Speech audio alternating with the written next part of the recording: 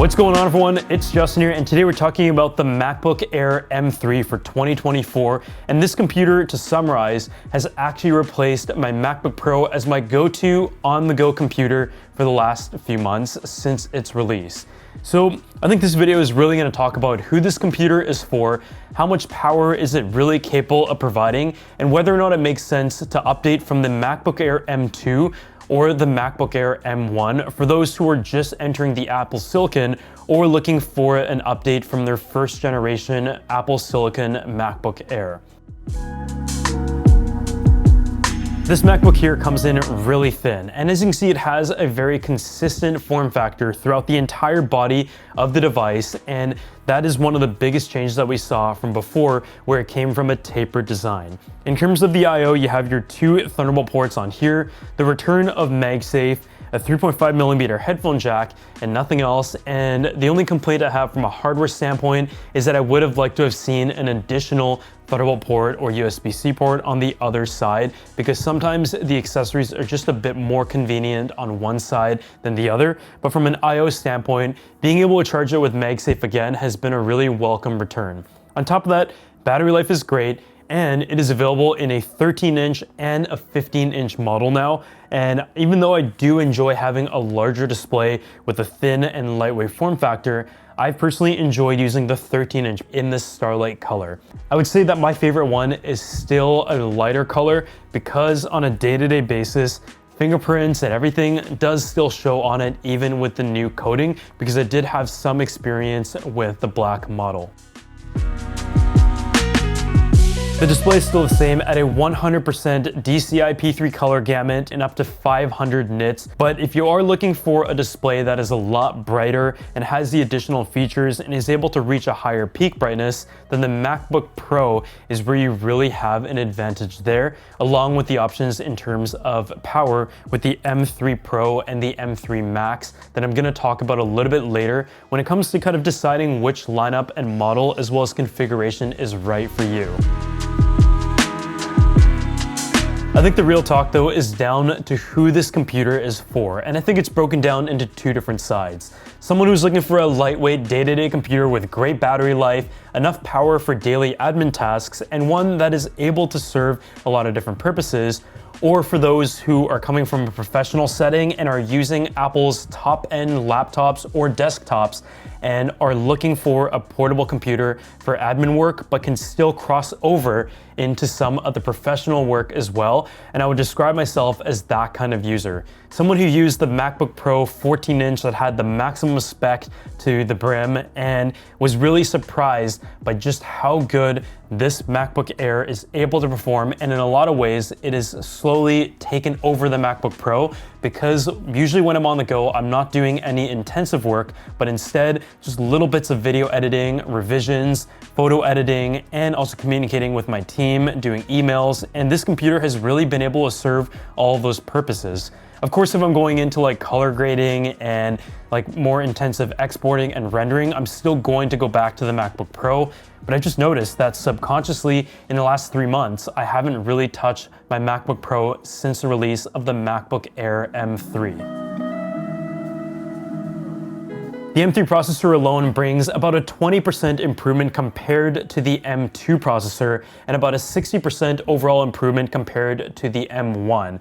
And so if you're coming from the MacBook Air M1 and we're happy with it, but are looking to get the performance to the next level and also enjoy Apple's new hardware, then without a doubt, the M3 is going to be the computer that makes sense. If you're coming from the M2 though, it doesn't really make sense to go ahead and upgrade unless you're also looking to get a dual display setup when the MacBook is closed, because this MacBook Air is now able to support 2 external displays at once when plugged in.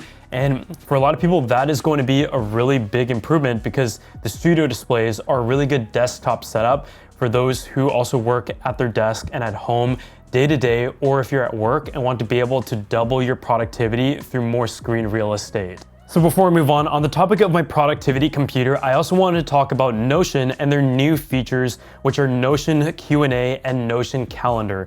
I've been a user of Notion for about 5 years now, and every aspect of my entire business is operated within Notion. From the projects, campaigns, video ideas, and eventually travel plans, it really is a second brain. And with the introduction of Notion Calendar, it is an all-in-one place to be able to bring together all of your calendars, in which it is able to sync with your applications and calendars that you already use, as well as manage invites and schedules to ensure that there is no overlaps, while also intelligently adding different things to your Notion calendar as well. And of course, with any calendar, you can really customize it, prioritize it, and also color code it to really make it effective for you, because that is what Notion is all about. It is the most integrated calendar for both work and life, and the seamless integration of an existing Notion database, note, and document is what makes it so effective for people like myself who already run their entire life and business on Notion. You can search and connect Notion documents directly to the events, so everything lives in the same place, and really achieve work-life harmony by viewing all of your calendars in a single view, so you're always on top of your schedules and can easily eliminate any conflicts. And it truly is a function that I've been waiting for a long time. In addition to that, Notion also recently introduced Notion Q&A, which we had the chance to use already. Notion Q&A is part of their AI edition, and it allows you to just ask simple, intelligent questions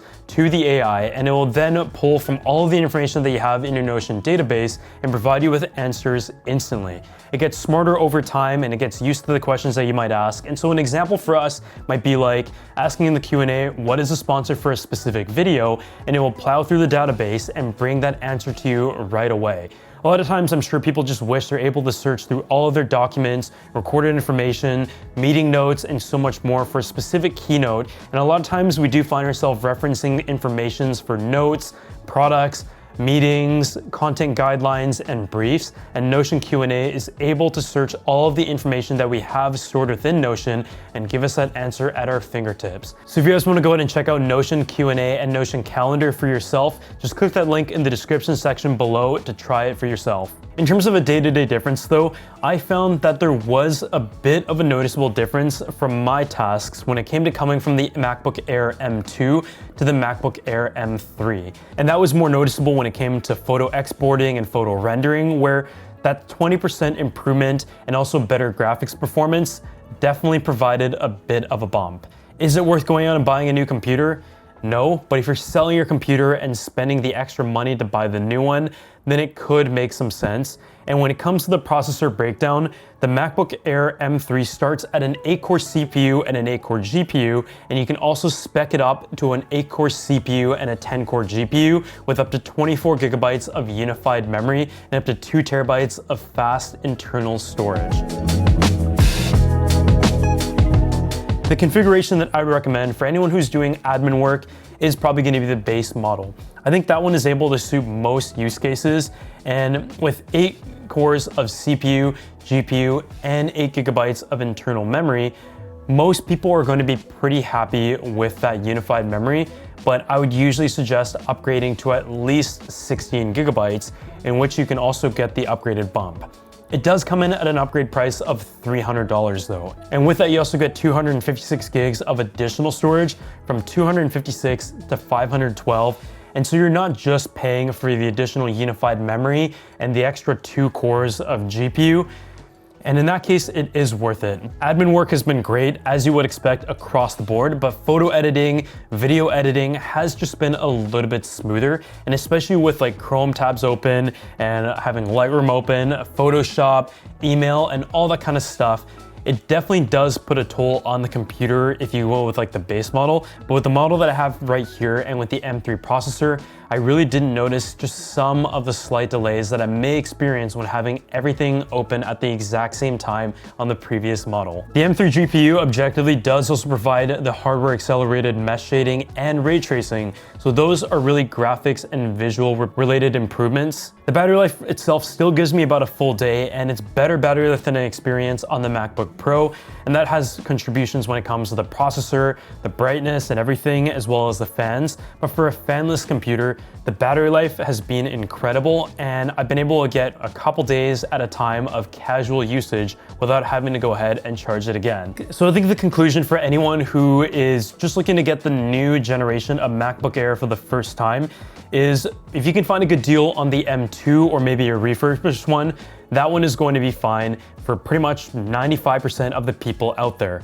But if you're looking for a downgrade from like the MacBook Pro, or you're just looking for something more portable, then for people who do rely on a lot of power, but maybe aren't doing like daily video editing or relying on it completely for work, then the M3 is a computer that is a lot more affordable than the MacBook Pro, and it's one that I've really enjoyed and been able to trust in the few months that I've had it. And I mean, right now, the MacBook lineup is just in a really good place. You have options of the MacBook Air 13 and 15, as well as the 14 and 16 for the Pro, and many different configurations that you can get for a very big realm of power.